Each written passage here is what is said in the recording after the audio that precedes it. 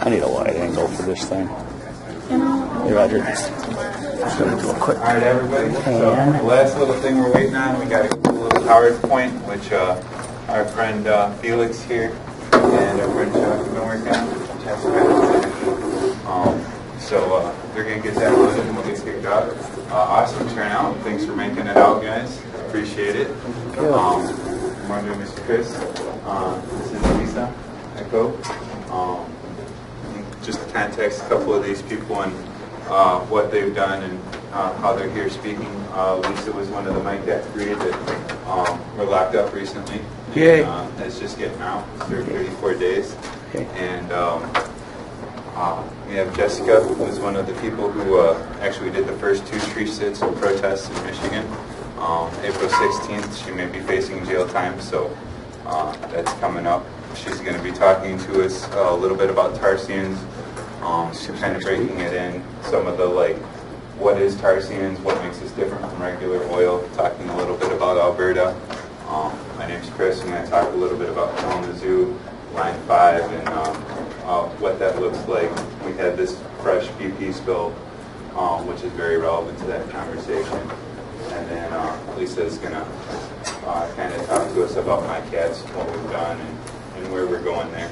And Chuck's our tech whiz, so we're glad he's here helping us get that going. So.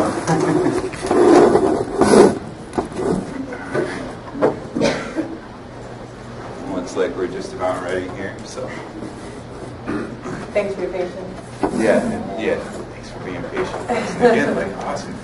This is cool.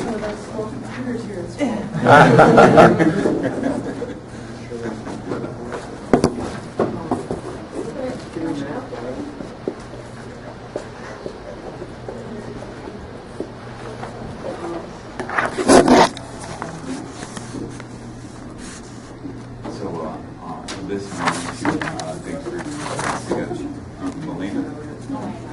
Sorry.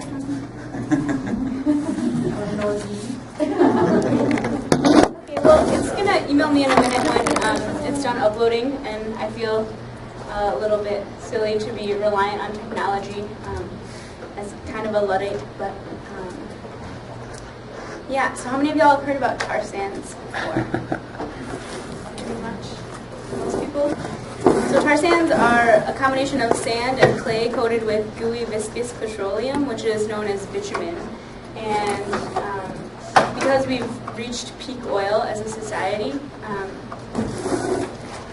companies have been exploiting these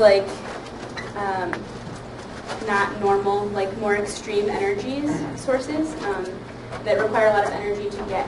And so in 1960s, these companies started going into this area near Fort McKay Reservation up in Alberta, exploring what was going on up there in terms of the bitumen, and they originally used it to pave the ground.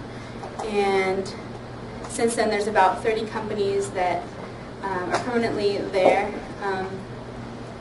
and they have been poisoning the land because of the way that the extraction and refinement works. It's really dirty, and there's really high cancer rates for the people who are forced to live near it.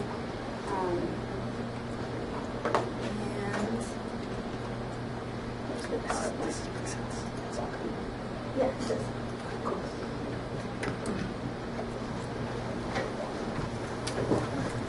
What are y'all taking pictures for? Put it online. Yeah. Hey, can we dim the light? Spread the word.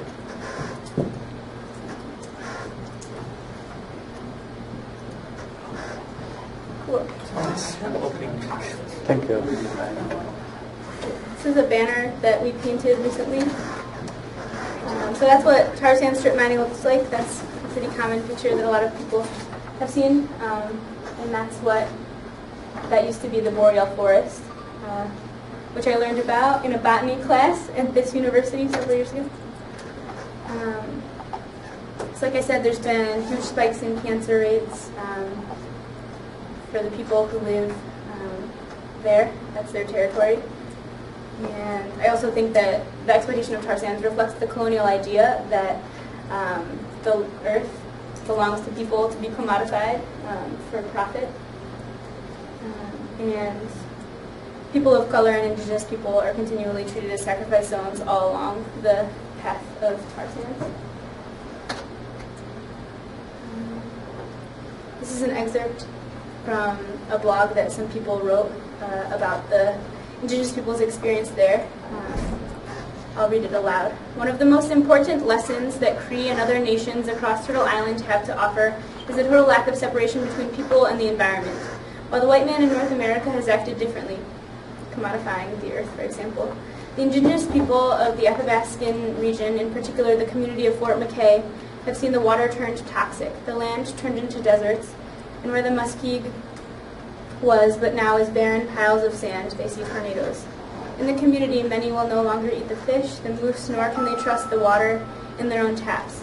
This doesn't mean that any or all are definitively proven to have tar sands as the cause, but there's a positive correlation between the expansion of tar sands infrastructure there and the increase in cancer rates and pollution. So this is very bad for the people who live there, and I don't think that it's okay to appropriate other people's cultures, but I think it's important to speak to the injustice that the people there are facing. Tar sands is also not very efficient. Between 2 and 4.5 barrels of water is needed for every barrel of oil that's refined from the tar sands that are strip mined. And they partially refine it before they put it in pipelines. And I think that's where chemicals and water are added, and then they also pressurize it and add heat because it won't flow through pipelines unless it's heated and pressurized, which damages the pipelines and makes it really risky for spills, and it erodes the inside of the pipe. And it also creates a lot of water waste, toxic water. And here is another excerpt about the tailing ponds that exist up in Canada. So 8 billion tons of waste sand and 1 billion cubic meters of wastewater, enough to fill 400,000 Olympic-sized swimming pools.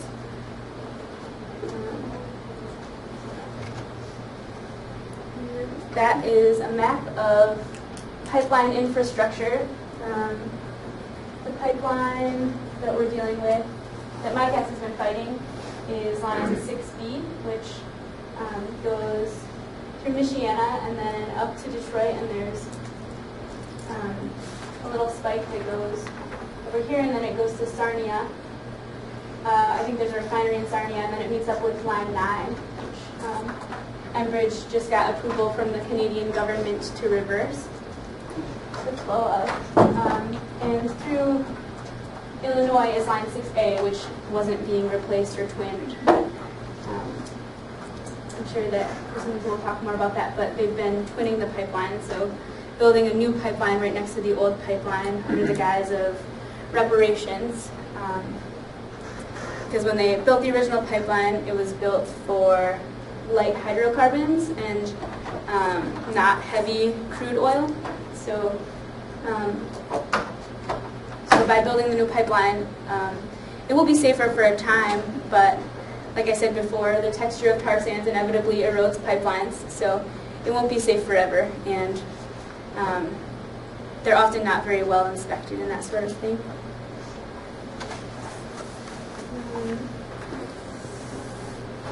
Another way that tar sands is transported is on tanker ships, railroads, and megaloads. That's a megalode. It's like a huge semi-truck. They have to close down highways in order to operate them. Wow. Really? They're going to do this? They already do. They already are doing this? Yeah. For what states?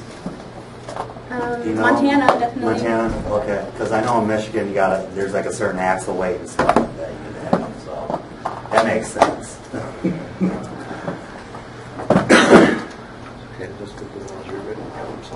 This is an illustration that I found.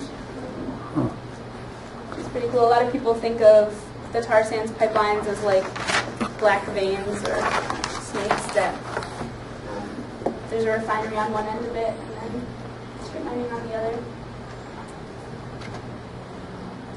That's what tar sands looks like. Strip mined. So, like I said before, I think that tar sands and other harsh extractions, such as fracking, are industrial capitalism's last stand. And it's really dangerous because of carbon emissions and climate change. And there are finite resources on the planet, so we can't continue to operate on a scale of infinite growth when there are finite resources. Climate change is a big issue. This is a scale showing temperatures over the last 140 years. They've gone up a lot.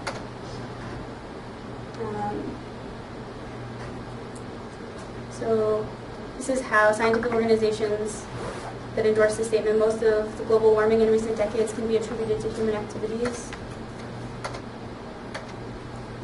In Europe, other countries, and scientific organizations that held a dissenting opinion up until 2007. How do you like doing that? And after 2008. This is a picture of a protest in Vietnam. Many people will be displaced because of climate change and already are being displaced. So I think that by continuing to exploit and allow our companies to sacrifice our democracy in favor of profit, many people will continue to suffer, as they already have. And animals as well. So I think that we need to move away from resilience on corporations that destroy life and grow food in biodynamic and organic ways, organize ourselves without hierarchy, and grow things in our communities to make the crash less painful. Good. And now I'm going to turn it over to my trusty friend Echo to talk about Michigan Coalition Against Tar Sands. Okay. So, yeah, this is, well, how many of you have heard about the BP spill into Lake Michigan? Not bad for not mainstream coverage. It's good to see that. Are you pissed? Mm-hmm. I'm really pissed. Okay, I was born and raised in Brooklyn. I came here when I was 18. I fell in love. I was not born here, but I was reborn here. Okay? Stay in front of the thing, sorry.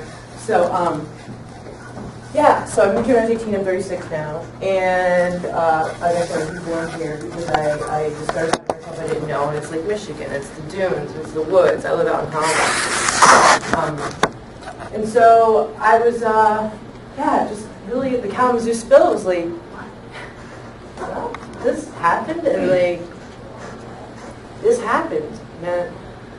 Never mind that people fish and swim and like do stuff in that water, but I kept talking about, what about Lake Michigan? What about what happens to Lake Michigan? Yeah. And of course, this spill wasn't like some ginormous spill, so what are we going to wait for that to happen? Yeah, I hope not. So, what is my cats? You know, it's a group of people like me who are pissed.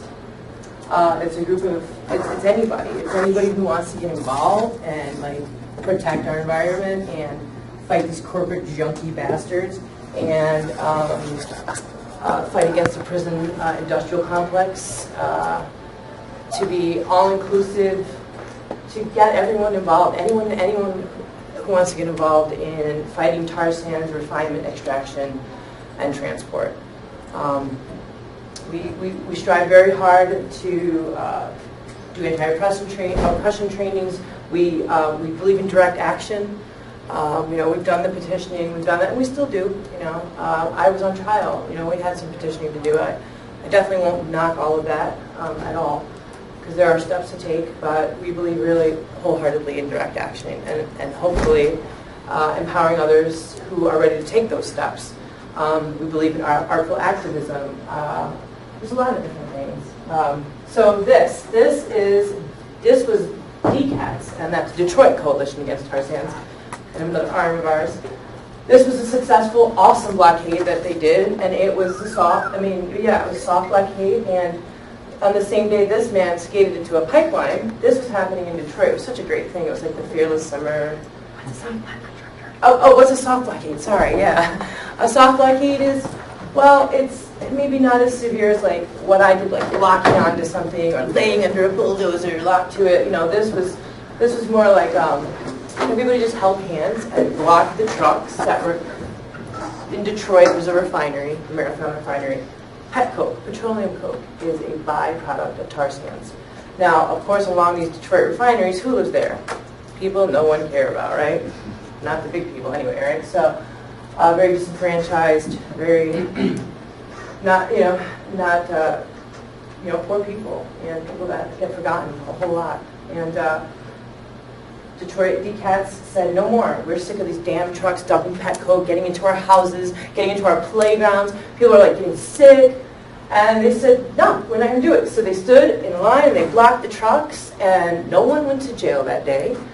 And so consequently, they didn't drop them, and they're not dropping them there anymore. Yeah. You gotta take like the victories, but of course they're coming in somewhere else, so let's not get too crazy. But you gotta take the victories when they come. Is there another slide I'm supposed to talk about? Oh, in the same day. That's this is 6B. This was a pipe on the same day as Detroit closed in tar sands. Chris and a bunch of other us cats went and opened up that pipe, and it was so easy you wouldn't believe. Duct tape. Like, that's pretty safe for kids. But anyway, so it's this new pipeline they're adding to the pipeline, and I know Felix talked a little bit about, the illegal expansion, but that was kind of our whole campaign has been, and we're just fixing 6B, but under the guise of their operations, they're illegally expanding it, meaning they're evading all kinds of laws and regulations necessary to expand a pipe. Just I'm gonna throw that in there. So Chris decided, hell, I'm gonna go in that pipe today, and I'm not gonna let them do any work, and we're gonna get some media out here and let people know this is happening in your damn backyard. So he took a skateboard, skateboarded into the pipe, and spent about 10 hours that day, I think, in it. I heard about that, yeah. It was really intense. Good job. It's great, and I love smiling about it. What I don't love about it is he has no sense of smile, so he doesn't know. But when I capped that pipe, it was like, it was offensive to my every sense that I could, like a paint thinner or something disgustingly strong like that. It was gross. It was terrible. And I'm like, Chris, don't do it. And Chris is like, yeah, but so many people are suffering, and this is, I'm just going in, and this means, so whatever. It was just, I was worrisome, and there have been some health complications we're looking into. So, things aren't perfect. We're all figuring it out as we go. I did warn him. Gas mask next time. We're not a perfect group. We are still totally figuring it out. But we're doing something, is the bottom line. So that was a crazy protest. Enbridge deployed helicopters. They had teams went horseback riding, all this crazy. Remember all the cops on horses? It was just nuts. And we were like, they thought we were people in the woods. They think, I don't know. Anyway, so whatever. So that happened, and that was during the Fearless Summer campaign. It was a campaign that I don't remember if it was 350 or somebody put out. International campaign for people to do things like this all across the country and world. And this was just one of many actions that were happening during that summer. Right. Fearless Summer. That the pet coke one I just showed, and this one. Yeah, those were two. But we decided to do like a bunch that kind of rode that wave. That's that one. And then just I guess a little update, or I guess y'all don't know. I'm sorry, I'm really new to this public speaking. So please bear with me. If I make no sense, say, hey, you make no sense. What does it mean? Please. So we're just going through some actions that we did last summer. So I think the next one I show. That was that day. It was the same day. So we had in the soft blockade or in a hard blockade. That was a hard blockade because he actually went into the pipe. But also, we had people on the road making sure that while media is there and people are driving by and things like that, they're not thinking, oh, these crazy anarchists, hippie, whatever, doing crazy shit. Hey, there's a message we're actually trying to get out there. So. When you do a blockade, you definitely want to think about having support there. And again, another thing Mike has tried to do is help to teach teach some direct action and support and how that goes down. You're looking up for helicopter. I am looking up at the helicopter. I might have been howling. It could be either. That's me, and that's Barbara, my friend from Detroit. And we decided a month later, we attended a My Cats Direct Action Camp, which was amazing. It was 4 days, and it was great food and great learning, and something that we'll definitely probably be doing this year. Talk a little bit more about that later. I know of another action camp, but yeah. So this was a month later. We had a 4-day action camp on. We had it on a homeowner's land where Enbridge had come in and fought them. An eminent I appreciate it. An eminent domain, and usually most landowners kind of go in with that, which is eminent domain is a terrible thing and do a little bit of looking. But they actually fought that too, even though they knew they'd lose more if they did lose, which they always lose against these pipeline companies, landowners. And so they had, the next step was to have them condemn the land, and a judge did it. And they condemned the land. They took down 400 plus trees off this homeowner's land. So someone contacted them and they said, yeah, come have a direct action weekend, you know, however that worked. I'm not exactly sure, but they said, yeah, you can come camp on our land. And we did, and it was crazy. You know, I sat with this woman, Carol. She had a bunch of animals, and I went with her to feed them, and we talked about her mom, and we talked about her mom owning the land and her being a farmer of the land. And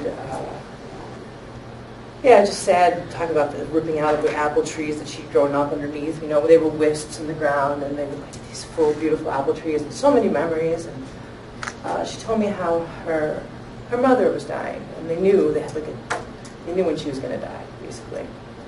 She was really old, and they asked Enbridge. They're like, "Can you please just not? Can I just bring my mother home to die this day? Could you stop working? Could you like?" not rip trees out of the ground or do any of these horrible things, and they wouldn't.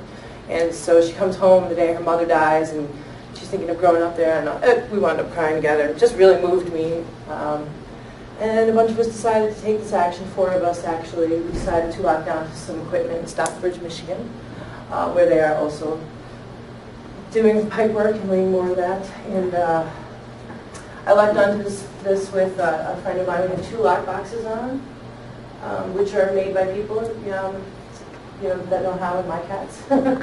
And without being too incriminating, but we can teach you how to do that too. We can teach you how to make it. What's a lockbox? Oh, what's a lockbox? Good question. I love you. It can be PCV piping. We had 2 different kinds. One was actually made out of metal, and the other one, the bear claw, which is the one that looks like that.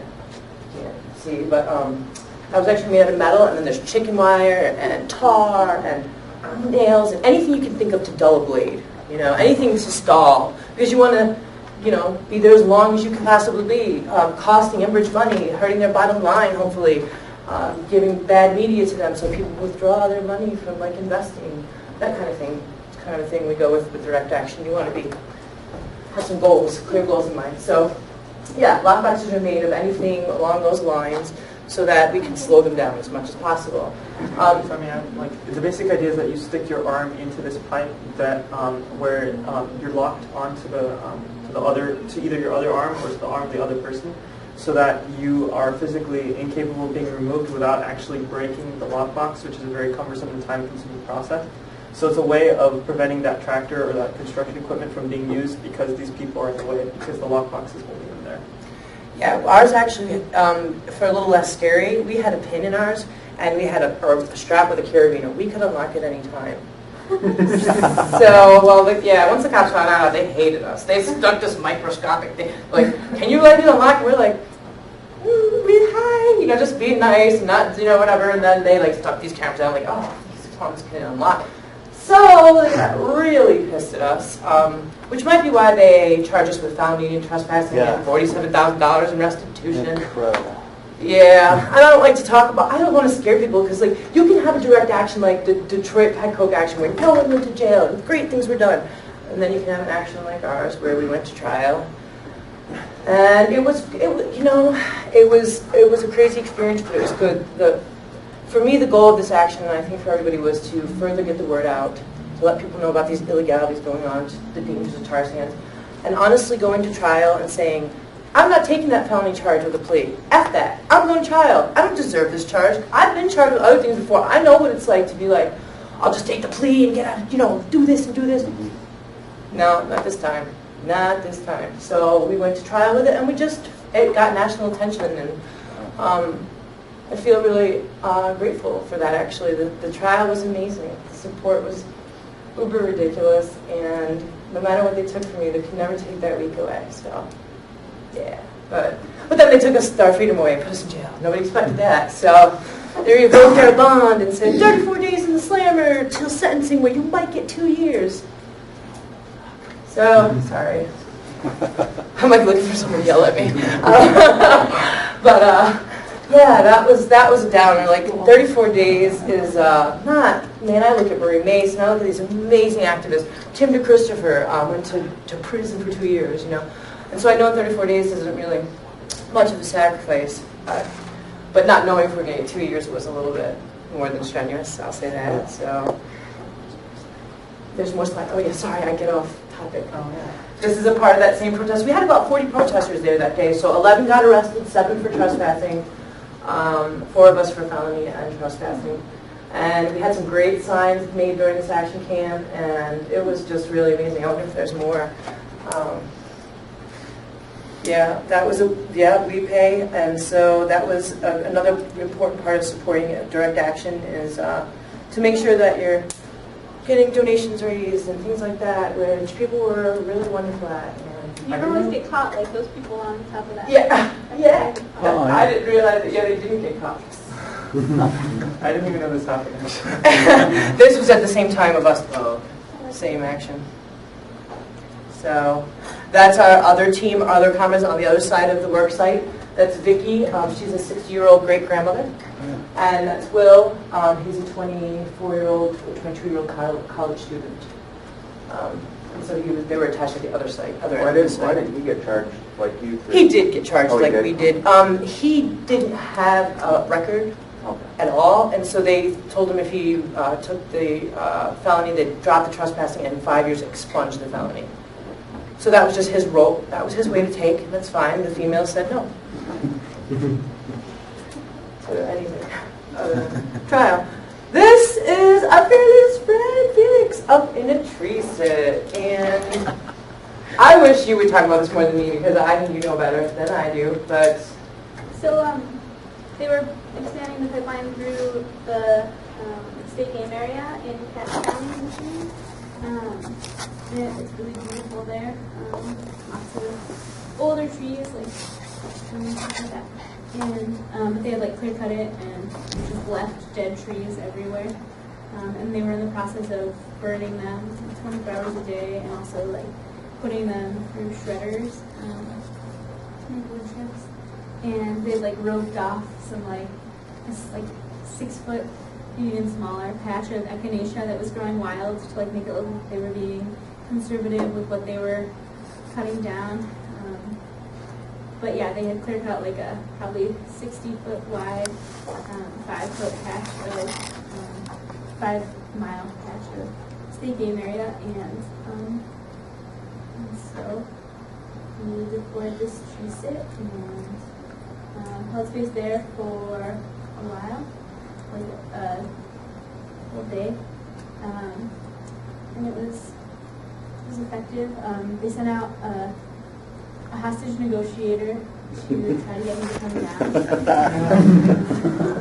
because I wouldn't talk to the cops, and I didn't want to talk to her either, but it was pretty nice. Well, that's her job. She got into your head quick. The cop that was like there was threatening to tase me if I came down, and like sticks at me, and like one of the sticks like hit the tree sit and stuff like that. what's a tree sit? A tree sit is that platform up there, and it's rigged in such a way so that if they touch the lines that are tied to equipment on the ground or like blocking space that they can't move through, then the tree sit will fall, risking the tree sitter's life. You were charged with theft for that protest? No, not that one. But the hostage negotiator told me that if I came down by 5, then they wouldn't arrest me. So I was like, okay, cool, I'll give that a shot. I got her to like write me, like I sent down my line, and she like signed a contract saying that I wouldn't be arrested. And like she said that she had talked to like the higher ups and stuff like that. They don't like, follow any of that stuff. Right. Believe me. Yeah. And so I felt pretty good about it, but also skeptical because cops can lie. Yeah. It's part of their job. And so, but I came down anyway, and I sang this song that I really like. I was descending. Anyway, it doesn't really matter. But How high is it? it's about 45, 50 feet. This tactic works a lot better in Cascadia and like an old growth forest because if they wanted, they could. Well, not there because there were. Cascadia is a bioregion in Oregon, in northern California, where there's old trees. But in Michigan, a lot of the trees have been cut so they're younger here. But they can bring a cherry picker in, which is a machine, and like extract tree sitters if it's not over 60 feet high. But here, there were like trees everywhere, fallen in the way, so they couldn't have extracted my sit that easily. But they had threatened to tie off my safety lines to another tractor and drive the tractor in such a way that my tree sit would have been lowered, which was really sketchy. So, like a month later, I got into a small fender bender and found out that they had released the warrant for my arrest. And the next day, in Kalamazoo paper, there was a note from like that they had written, and the prosecuting attorney said that she was looking into it and considering potential charges. And so I was charged with disturbing the peace and inciting a riot, something like that. Damn you. I pled guilty to disturbing the peace, and the other charges were dropped.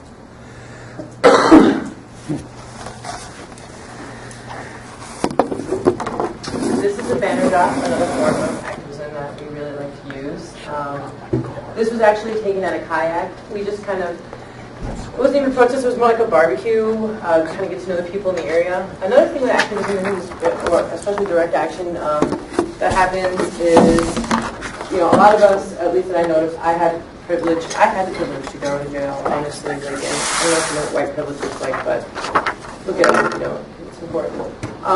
And anyway, so, I don't know why I came up, I was going somewhere with that, but these slides are anyway, so we had an action today, a barbecue, this is why, a barbecue, get to know people in the area, just kind of people that are affected by the Kalamazoo spill, maybe people who feel like they're really upset about it, but they don't know what to do, and they want to take some action. Or maybe they don't want just people kind of coming in from another town that they don't even know, doing stuff in their area, being like, oh yeah, we're here to save you, you know, which is not what our intention ever is.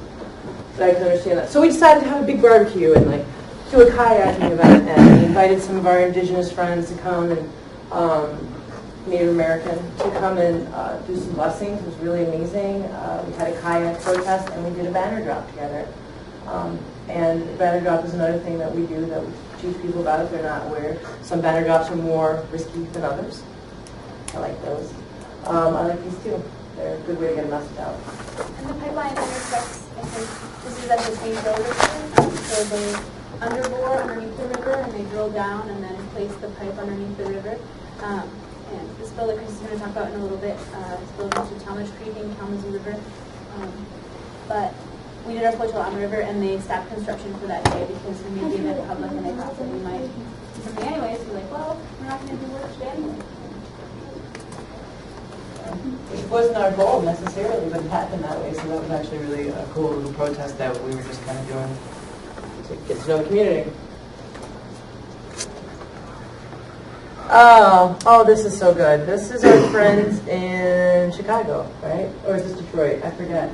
This is Fuzzy Jack. Oh, okay. Fuzzy Jack. This is another way that we've been getting kind of into. I have, at least some of us cats have definitely gotten into. We didn't do this. Oh my gosh, don't think that we're just calling ourselves heroes. This was a Detroit Light Brigade action. But yeah, we did not do this. This was a solidarity thing for the 3 felines that were in jail. So they did in Chicago, in Detroit, down in Texas. There were solidarity actions all over the place for our trial. But I want to talk about also another type of activism is light projection. Yeah, there we go. And those are 2 other types of activism that a few of us have been experienced with in my cats. It's kind of It's more fun than anything. You can go post all over buildings anywhere you want, and you can do anything. And it sucks, this and that, blah, blah. You know, they can't really do anything. It's kind of fun, more morale boosting stuff. But I was really touched when I saw this kind of stuff happening for us through trial. It's amazing what it's like to have solidarity around. There's a lot of it. Yeah, I know. I was overwhelmed. Definitely overwhelmed. This was you should talk about it because I was in jail, I think, when this happened. So this happened on the day of the sentence, or the day that the jury came out with their verdict that Mecca 3 were guilty on all counts. And our friends in Lake Worth with the Earth First Journal did this action outside of Citibank, who invests in tar sands, and so they went and marched around and handed out leaflets. And there's lots of cool people that supported us a lot during the trial and while people were in jail. And I specifically wanted to note this sign which says, "Eat shit, Stewie." And Stewie is the prosecuting attorney of And so this made me feel really happy because it was an inside joke that some of my friends and I were having. So when I saw this sign, it made me feel really good. And I thought it was relevant because this sort of thing is like heavy carrying around despair of like the destruction of the earth all day, but it's also really fun to have inside jokes and be silly. And even though no one else thought I got it except a few people probably did. This was a banner drop that we did on the Kalamazoo River on July 27. Cool. It says, "Enbridge hates freedom and the future." And it stayed on that railroad track bridge for like 30 hours. What exactly happened with the Kalamazoo River snow? Just because... Well, there was a schedule for breaking in for food, was that right? I didn't know if we got a chance to get that in. It's kind of, we apologize. There's a lot going We're going on. to talk about it. Yeah. Chris is going to talk next month for them. Yeah, I got flip-flopped. He was going to actually go before me, but I just went with it, so. That's all right. We'll talk about it. I think that might be another picture. I'm not sure. Oh, that was the last GSIT, which was the last action of the year. It was in LaPorte County, Indiana. The original plan was for there to be a couple of trees that day to highlight the resisting and obstruction charges. Anyway, I did a second tree sit on September 16. Yeah, I don't know what else to say. It was another tree sit. It stopped work for a day, and that was good. They charged me with felony theft, saying that I was trying to steal this bulldozer that my safeties were attached to. Incredible. I have a court date on next Wednesday, a week from today. All right. So, yeah, we should probably, if you want to talk about that, move on, because, yeah, we're pressed for time. They're going to check and make sure if another class is not coming in here, but. Okay.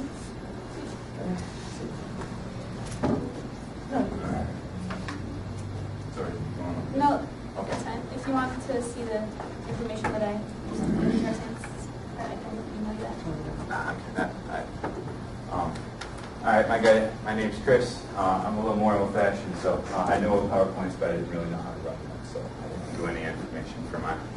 So first of all, appreciate everybody. We were a little bit late, and it was getting through this information. There's a lot of heavy things we're talking about with climate change when you look about the effects. So a little more heavy. So for the first time, this is kind of corny. I actually seen somebody named David Cobb. He's a Green candidate do this. I want to do something with you guys to just kind of energize a little bit. I ask you guys to put your hands up with me. My hand up. Just one, all right? You guys heard power to the people, right? Yeah. All right. All right, we're going to do this 3 times. So the first time, I want you to say it with me, okay? Power to the people. Ready? 1, 2, 3. Power to the people! First time, it's kind of goofy. It was a little fun, right? Like, okay, we're doing something, I guess. Whatever, wake up. Okay. The second time, we're going to try and make it a little more serious. Ready? Okay? 1, 2, 3. Power to the people! All right. A little bit louder. So, again, still a little bit of smiles. One more, third time, okay? I want you to like kind of, we gave it a couple times. Okay. Feel it. Say it this time with me, okay? 1, 2, 3. Power to the eagle! The reason I did that, and what I learned when I did that David God thing, is that whole energy. It energizes you. You put that hand up and you say something about it, it energizes you. So before I get into any more heavy stuff, I want you to remember that. Remember there's energy in that. I want you to remember there's power in that. So, July 2010, we have a pipeline burst in Marshall, Michigan. A whole bunch of oil goes into the Kalamazoo River. A little bit later, the EPA says the Kalamazoo River experiences the worst inland oil spill in U.S. history. I want to show you guys something. BP spill. Show of hands again. A lot of people knew about that pretty quickly. Which one? Yeah. Loaded question, fair enough. But if you say Enbridge, outside of this oil spill, has anybody heard of Enbridge? It's not the infamous company BP is. No. And that's kind of happened with this. It was the largest inland oil spill in U.S. history. It happened about 30 miles away from y'all. Most people didn't know it. I'm from Plainville, Michigan. I grew up about a football field away from the river. I pride myself on the fact that I played on that river as a kid, and I didn't understand it for 2 years. That's how much attention this didn't get. The other piece of attention that most people didn't get about this spill is that it wasn't conventional crude oil. It was something called bitumen tar sand, which Jessica explained to us about what tar sand is. You're not talking about just oil. You're not just talking about light oil. You're talking about oil that has the density of a hockey puck when it's cold. And because of that, it's an oil that needs so many chemicals laced with it to liquefy it to get it to go down a pipe, which they often feel free to not remind us of. There are thousands of chemicals at the bottom of the river along with this oil. So that was 2010. That was 4 years ago. Right now, today, right now, the company Enbridge Oil Spill is in violation with the EPA because they have not met the requirements to clean up the river. There's hundreds of thousands of gallons of oil still in the bottom of the Kalamazoo. What they did to make sure that Michigan doesn't lose any commerce money is our MDCH, our Michigan Department of Community Health, has told the community it's okay for you to swim in this water with this oil and this toxic chemicals. It's okay for you to go fishing and to go kayaking in this river with this toxic oil and these chemicals. And you might come out with a rash, but it's okay. Those are no long-term effects. Because things like benzene and toluene are short-term, mild effects. I have a question, Chris. You said that the oil is at the bottom of the river, but doesn't oil float? Well, very good. So a fun thing about this, and this is going to bring a couple of interesting questions, okay? So, conventional crude does float for a really long time. This isn't conventional crude. This is bitumen tar sand. The density is different. It actually sinks in less than 24 hours. Now, something really interesting, and I brought a visual aid. Some of you guys got to see this. So again, 4 years later, we're to a point where we have hundreds of thousands of gallons of oil still merged with the bottom of the bed because it solidifies and it sinks. And it goes and it grabs. It's called tar sand because it likes sand. It grabs it. It attaches to it. So you can't just put a hose up there and suck it up. It's a mining operation to get oil out of our river now, which means they have to take a 3-foot auger, raise it 18 foot in the air, crash it 3 foot into the floor, take it like a blender, and then soak out the chunks and get rid of the ones they need. Oh, that sounds good for the environment. It's wonderful for the wildlife. Now, I'm holding this in my hand. I'm not going to pass it around. We started finding these little formations in the bottom of the Kalamazoo River. I didn't. A guy named Craig Ritter did. He works with another group called the Great Lake Bilba Defenders. He spent 3 years searching on these, going over it. This little rock was taken to the University of Alabama, Ann Arbor, also now to the New School and Wagner State University in New York. We haven't got results back from the two in New York, but the ones from Ann Arbor and the ones from Alabama did something called the TIC compound test. Now, science people, maybe you guys know what that means. I'm a layman's guy, I don't know what that means. What it means in science talk is they did an identity test. What the hell are these? Well, the identity test came back positive for Corexit. Corexit, C-O-R-E-X-I-T. Like our infamous BP. BP dumped Corexit in the Gulf spill. Now, down in the Gulf, they got permission. They let everybody know, we're going to dump this stuff called Corexit. Corexit is a chemical dispersant. The point of this chemical is to break down oil and make it sink, which already brings up one question. If you have oil that already sinks, it's going to be trouble to get out of the river. Why are you dumping something that makes oil sink out if you're not trying to hide a problem? The other thing that happened when we went over this, and we found out it was Corexit. Okay, that's another big chemical. So what's in Corexit? The test ran back, found 57 highly carcinogenic chemicals. 5 of them cancer-causing, 11 respiratory, 33 skin disease, 11 for your liver, kidneys. In the Gulf, some of the aquatic life are starting to have heart complications. They're finding dolphins having heart attacks. Down there, it's permitted. In the Great Lakes, because of how toxic it is not permitted. Yet, anybody, including myself, like I said, I ain't the smartest tool in the shed. I can go down to the river and I can find 10, 20 of these in a minute. Other people who know more than me can find 20 in a minute. A kid that said he can go swimming in the river can go and step on one of these. They crack in your hands. Now, I almost grabbed it and tried to break it for you. I'm not going to do that because, again, they're kind of toxic. These are all over the riverbed. We've talked to the EPA. They say it's a hoax. We talked to Enbridge. No, we wouldn't do anything like that. It's not permitted. Yet they're all over the river. Now you hear what they did with the homeowners. You have this. You're talking about a company, Enbridge, in this oil spill, decided they didn't need to do maintenance on the line for over 10 years. That was part of what led up to the oil spill. On top of that, the initial response from the EPA were 22 violations. Now, Enbridge is a company that makes about $40 to $50 million a day. 4 years, they've been fined about $4 million. They're in violation right now, while I'm talking to you. They're in violation from the EPA. They have not fined them for it. They've let them finish this toxic cleanup, and they're going to let us start again this spring, telling kids they can go in the water, telling people in the community they can go fishing, telling people they can go kayaking, and they can take their kids out there. While this stuff is going to get powdered and sent down the river, not counting the benzene, not counting the toluene, not counting the H-hexane, not counting the mercury, not counting the thousands of chemicals, in addition to the oil.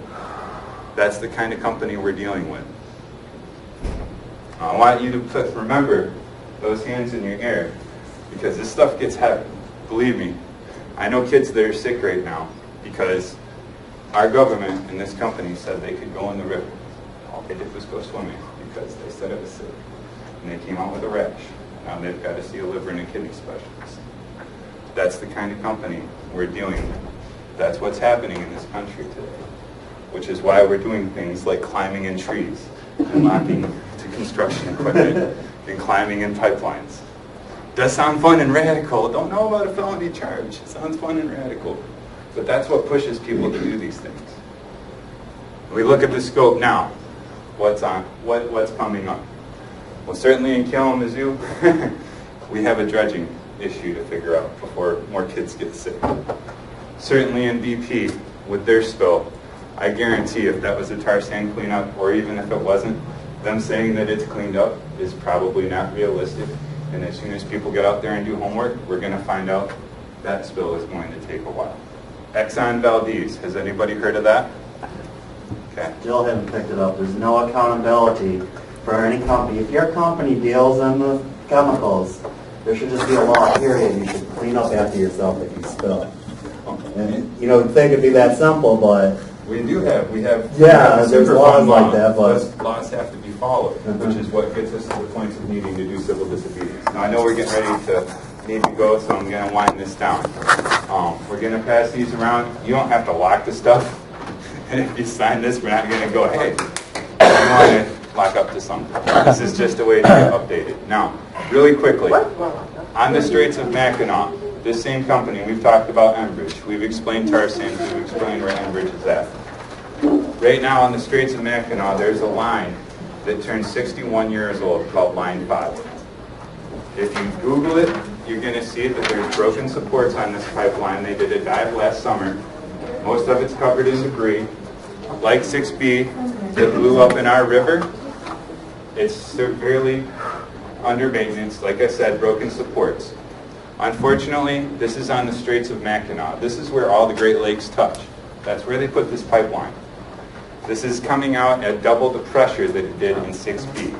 It would take 8 minutes for 1.5 million gallons of oil to go into every single Great Lake and destroy the drinking water for 30 million people. That's where we're at right now with this company. That's what's happening right now up at Mackinac. This pipe is going through. So this is why we're kind of doing these events. We're getting out here and we're telling the people, this is what's happening. This is where you're at. Now, we went to the EPA. We went to the DEQ. Some of us have made multiple visits to the DNR. We've tried to kind of take government steps and try to get these people that are supposed to be holding these folks accountable to do so. They do not. At that point, it becomes on the people, which is on you, which is why I want you to remember this. Some of this stuff science heavy. When you look at this, when you look at the banks, when you look at everything that we're going against as regular people, it looks heavy, but you put this fist up in the air, and you look around and you find some other people that'll do it with you, and you find you can change. Remember those people in Detroit? They locked arms, they didn't get arrested, and they had to move that petcoat because they stood. Just remember that. With all of this information, all I'm asking, even if you don't get with my kids, no matter what cause is with you, you put your fist up and you don't worry about somebody else to do it for you. You find your friends and you do it yourself. You raise your fist and you say enough is enough. Thank Good. you.